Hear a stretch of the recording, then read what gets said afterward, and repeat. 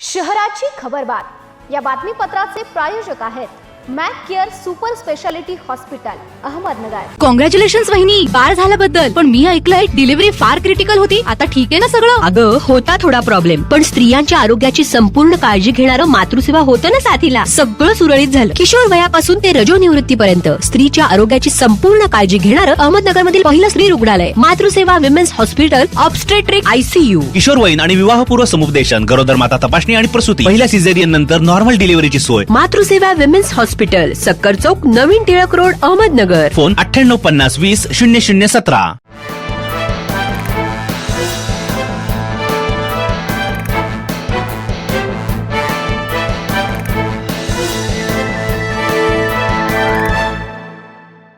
नमस्कार, मी साक्षी, न्यूज 24 सह्याद्रीमध्ये तुमचं स्वागत। पाहूया अहिल्यानगर शहरातील महत्त्वपूर्ण बातम्यांचा आढावा शहराची खबरबातमध्ये।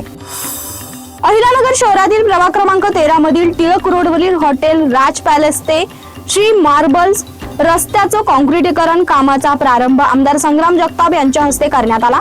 या विकास कामांमुळे परिसरातील सांडपाणी व्यवस्थापनाचा प्रश्न मार्गी लागेल आणि नागरिकांना उत्तम दर्जाचा रस्ता उपलब्ध होईल, असं प्रतिपादन नगरसेवक अविनाश घुले यांनी केलंय। यावेळी नगरसेवक सुरेश बनसोडे, विपुल शेट्टिया, गोरख पडोळे आदी उपस्थित होते। विधानसभा मतदारसंघात भारत निवडणूक आयोगाच्या निर्देशानुसार 30 जून पासून विशेष सखोल पुनर्निरीक्षण कार्यक्रम सुरू होणार आहे। या मोहिमेत मतदान केंद्रस्तरीय अधिकारी घरोघरी भेट देतील। जिल्हाधिकारी डॉक्टर पंकज आशिया यांनी नागरिकांना सहकार्य करण्याचं आवाहन केलं। तोपखाना पोलिसांनी आज पाईपलाईन रस्त्यावरील श्रीराम चौक परिसरात फॅन्सी नंबर प्लेट, विना नंबर प्लेट वाहनांवर कारवाई केली आहे। पोलीस निरीक्षक बालाजी वैद यांच्या नेतृत्वाखाली पथकाने ही कारवाई केली आहे। या कारवाईत उपनिरीक्षक परशुराम दळवी, सहाय्यक फौजदार रमेश थोरवे, जालिंदर आव्हाड, बाबासाहेब इखे, बाळासाहेब बापसे, भागवत बांगर यांचा समावेश होता।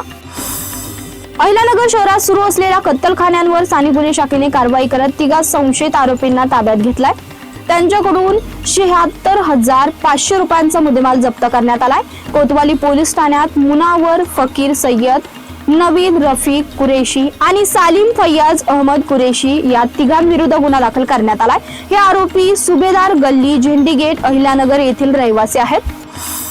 अहिल्यानगर शहरातील रस्त्यावरील उघडे पडलेले ड्रेनेज नागरिकांच्या सुरक्षिततेसाठी गंभीर धोका निर्माण करत आहेत। या मार्गावर वाहने आणि पदचाऱ्यांची मोठी वर्दळ असल्याने तुटलेल्या ड्रेनेज झाकणांमुळे अपघात होण्याची शक्यता आहे। कोणतीही दुर्घटना घडण्यापूर्वी महापालिका प्रशासनाने तातडीने या ड्रेनेजची दुरुस्ती करून सुरक्षित झाकणे बसवावीत, अशी मागणी नागरिकांनी केली आहे। शहराची खबरबातमध्ये इथेच थांबतोय। तुम्ही पाहत राहा न्यूज 24 सह्याद्री।